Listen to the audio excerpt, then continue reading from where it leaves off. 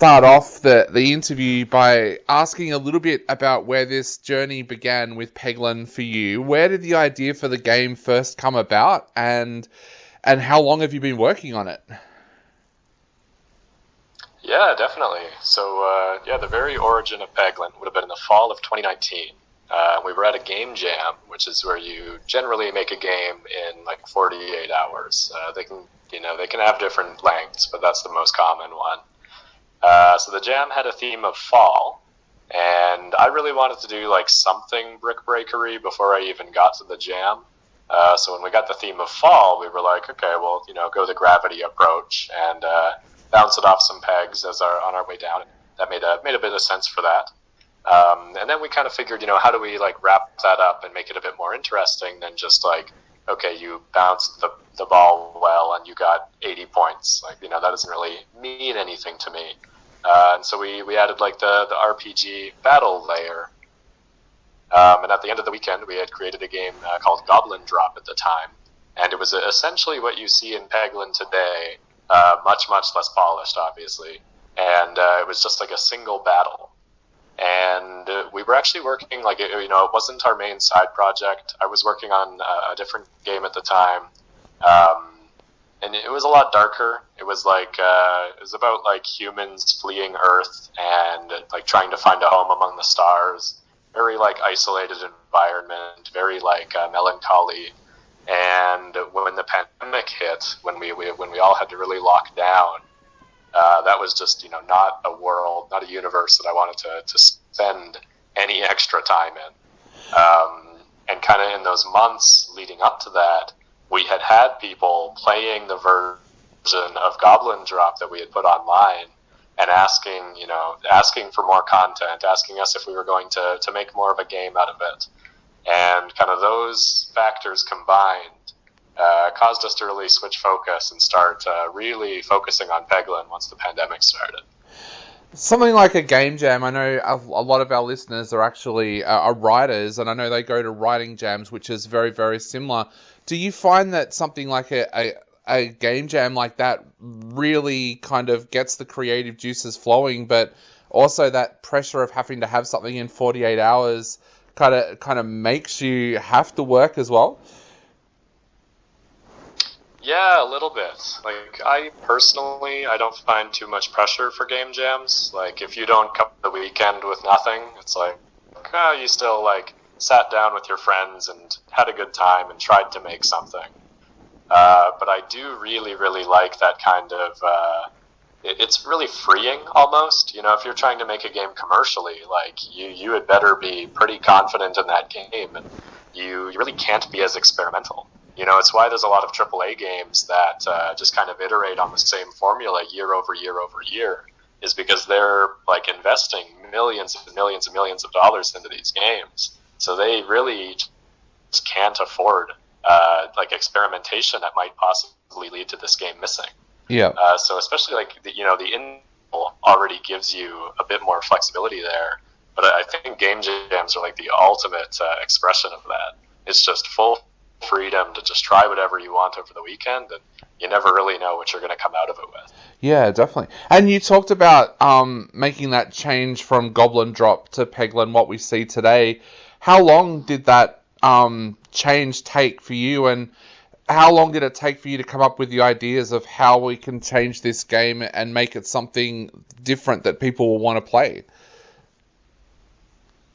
Yeah, that's a great question. Part of it was a pretty gradual process. We had the core already with Goblin Drop, and we were just kind of looking at it like, okay, how can we build this out to something that, chains together and supports that core? Like, we knew that we had something like really, really good at the root level. How do you build that out and make it interesting for a longer period of time? And I was playing a lot of like roguelike deck builders at the time, like games like Slay the Spire and Monster Train. So there's more than a few coincidences in those games' formulas for what we have in Peglin, just because I think they already distilled down what a roguelike deck build looked like so excellently. Awesome. And you've got other people involved as well. I know that you've got an artist, a musician, and another developer. Tell us a little bit about how you brought those people on board, and were they people that you already knew? They were, yeah, yeah. So the original game jam was just me and my girlfriend, and so really ma and pa indie development there. And then as we started to build the game out, like we realized that we could use some more help on this, especially as it kind of continued to grow. So we brought in another developer friend part time, and he worked on it. He joined us pretty much right at the beginning of the pandemic, right when it was really ramping up for Peglin development. And then we've also brought on a musician friend that we know, and the work that he's done is just phenomenal. So tell us a little bit about that, because I know we do have a lot of musicians that listen to this show. When you're working with a musician on a video game, do you kind of show them the graphics? I'll let them actually play the game a little bit to get a feel for what you want? Or do you go to them and say, I need some music, I need it to sound kind of like this? How do you go about that? Because I know there's a lot of musicians out there listening who would love to get involved with the video games world as well.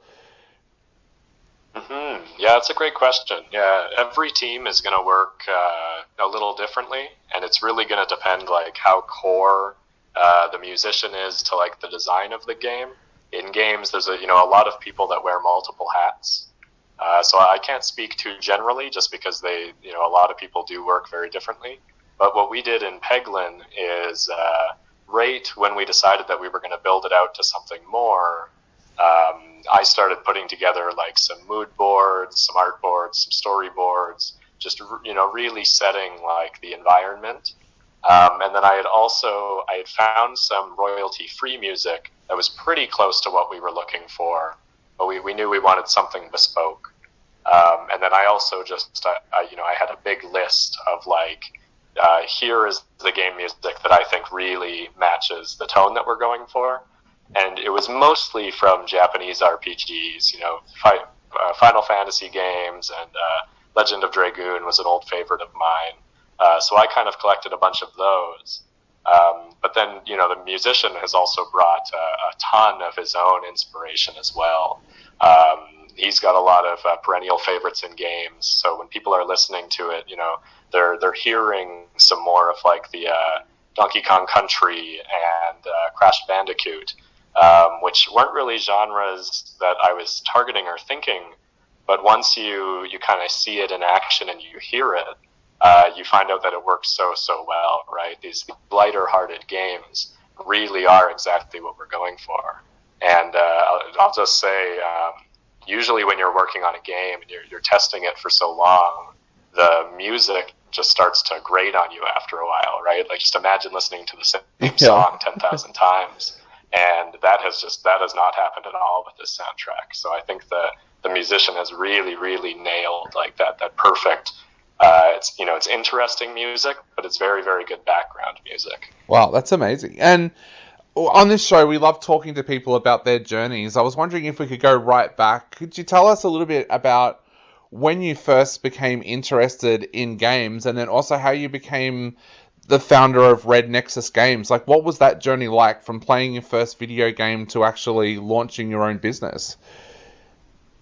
Yeah, I'll try and think of a way that I can, sum it up kind of quickly, because it's been a very long journey at this point. So right out of high school, I wasn't too sure what I wanted to do. So I signed up for business school and was actually trying to write a novel on the side. I wanted to become a writer. And I bounced off of business school so hard. But on the side, I was also kind of teaching myself how to program. I thought that a very interesting role would be like a video game writer. I really liked the idea of it, not being linear experiences necessarily, doing more world building and letting the player explore.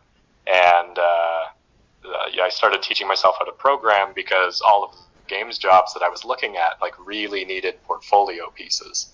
It really felt like, how do you get games created? How do you get your writing in a game without any experience prior to that? And I just figured, if I can make my own, like that will help me really get my foot in the door. And then I just completely fell in love with programming as well and game development. And so that really, later that year, I switched over to computer science and never looked back.